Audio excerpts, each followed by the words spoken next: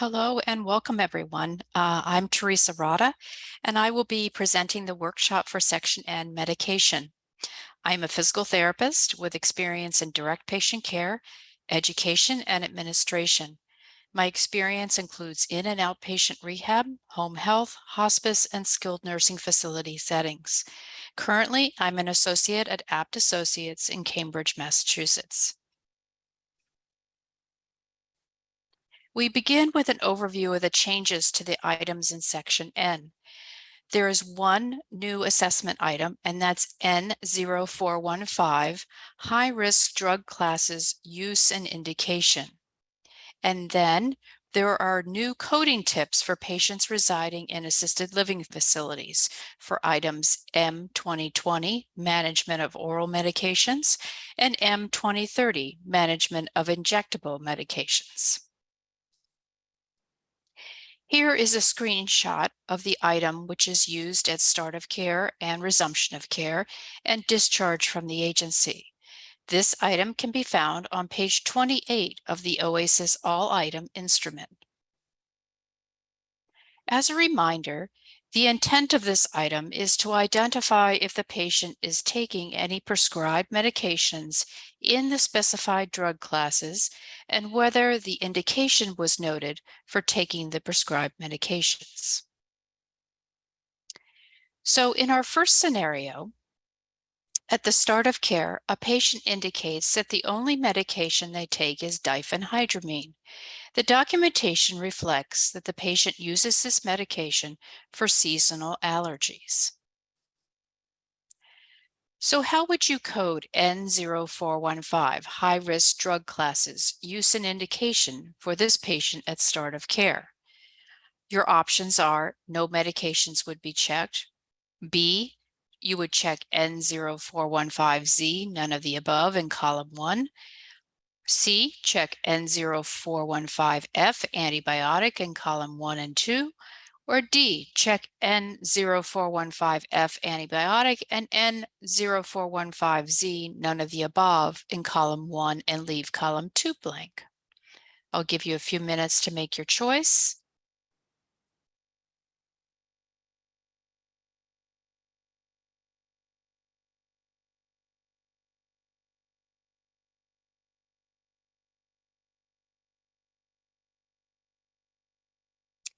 And it looks like the answer is B. You would check N0415Z, none of the above in column 1. And the reason for that is the patient indicates that they are only taking diphenhydramine and they are not taking any of the medications in the high-risk drug class list.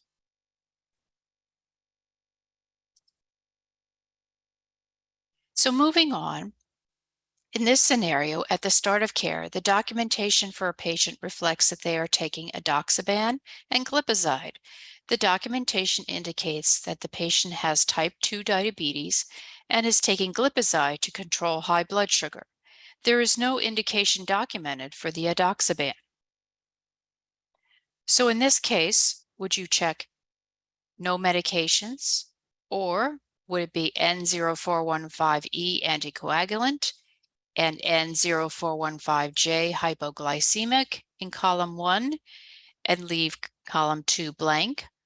Or would you check N0415E, anticoagulant, and N0415J, hypoglycemic in column 1 and 2?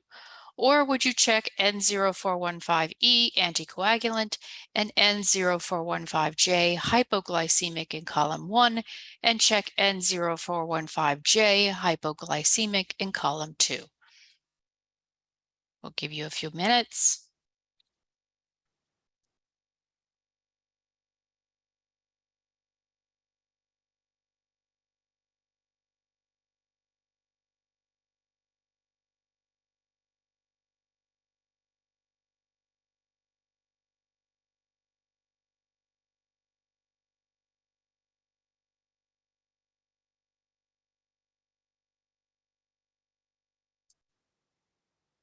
And our answer is D. And it looks like a good portion of you got that one right. So in this case, you would check the anticoagulant N0415E and N0415J hypoglycemic in column 1, that's is taking, and then check N0415J hypoglycemic in column 2. And the reason for that is there was an indication for the glipizide, but column 2 would not be checked for the anticoagulant because there was no indication documented for the edoxaban.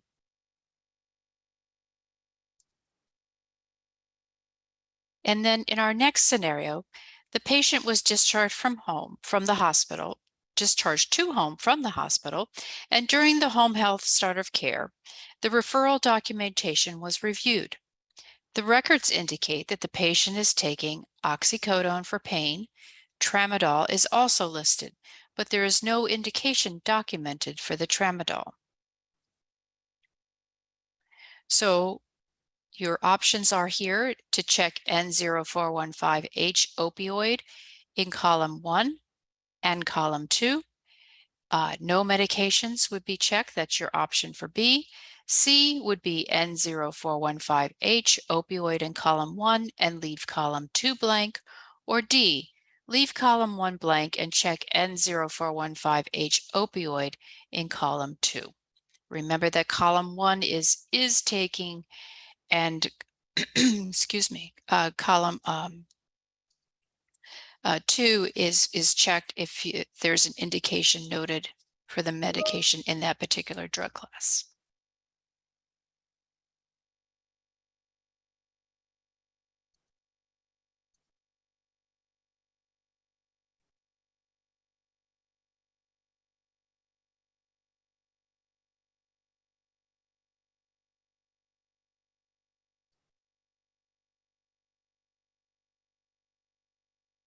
And here the answer is C. And you would check N0415H opioid in column 1 and leave column 2 blank. And the rationale here is that N0415H opioid is checked because the patient is taking oxycodone and tramadol. Both medications are within that class. However, there needs to be a documented indication for both medications in the class for column 2 to be checked. Now we're going to move on and practice some scenarios with M2020 and M2030, the management of oral and injectable medications. And just an overview, there were minor changes made to the guidance for both items throughout to improve or enhance clarity. Coding tips for both items were updated to help clarify medication management for patients residing in assisted living facilities. And here's a snapshot of M2020 and M2030. And here's our scenario. And for this scenario, we will be using M2020. The patient returns to the assisted living facility following an inpatient stay. The patient is currently immunocompromised and needs to remain in their apartment. At start of care, the patient can verbalize the frequency and dose for all their medications, including changes made during their hospital stay. And since the wellness office holds all resident medications and the patient is unable to leave the apartment, the facility delivers the medication to the apartment.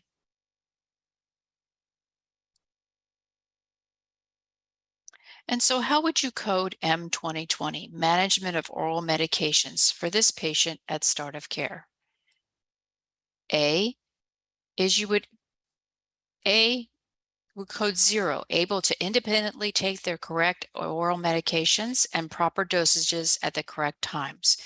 The option B is code 1, able to take the medications at the correct times if individual doses are prepared in advance by another person or another person develops a drug diary or chart.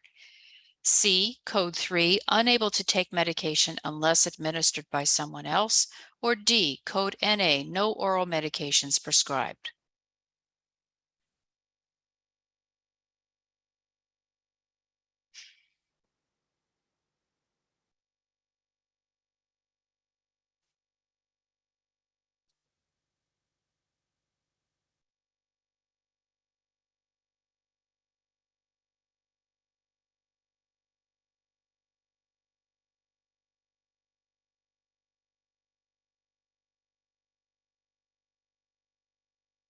So here we have the answer is C, unable to take medication unless administered by someone else. And the rationale is assessment includes consideration of whether a patient can get to the location where the medications are routinely stored at the correct times and recognize the correct medication doses and take their oral medications. So even though the patient demonstrates good understanding of their medication regimen, they are unable to get to the location where the medications are stored. So code 3 best matches the level and timing of assistance since the patient needs assistance at each time of administration, not just in advance. And now we'll look at a scenario for M2030, management of injectable medications. The patient returns to the assisted living facility following a cerebrovascular accident that resulted in a mild cognitive impairment. The patient has a history of diabetes and takes sliding scale insulin once daily as an adjunct to their oral medications. The physician ordered the insulin to be administered by a nurse until such time that the patient's cognitive status improves.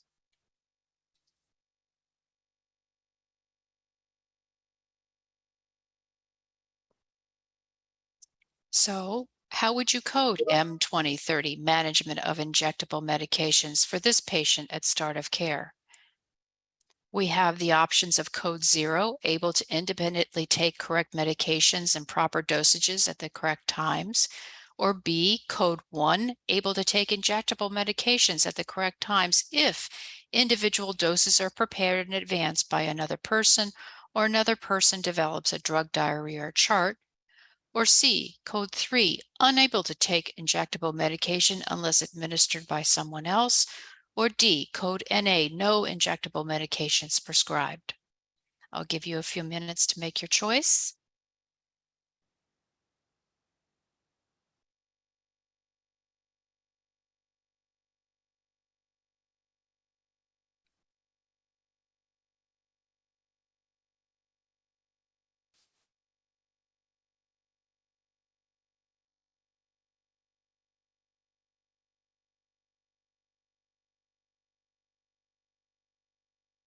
And code C looks like 98% of you got the correct answer, is the correct answer.